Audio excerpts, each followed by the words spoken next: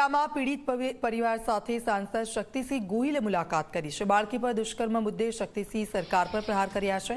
CM કે મંત્રી કોઈ પરિવારને મળવા નથી આવ્યા। શક્તિસિંહનું આ કહેવું છે, આ સમયે પરિવાર સાથે ઊભા રહેવાનો છે।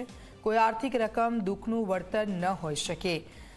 કચ્છમાં ગુજરાતમાં 169 બાળકી સાથે આવી ઘટના બની છે।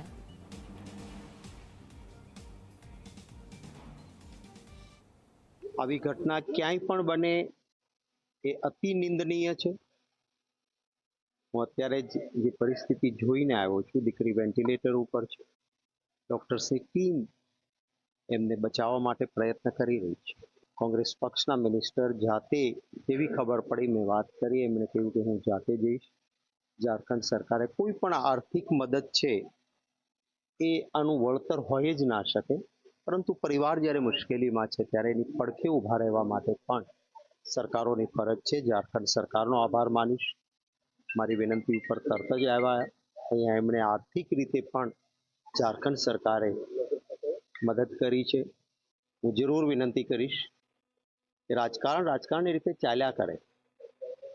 આવા સમયે આવા પરિવારની સાથે ઊભા રહેવાની સૌની ફરજ છે।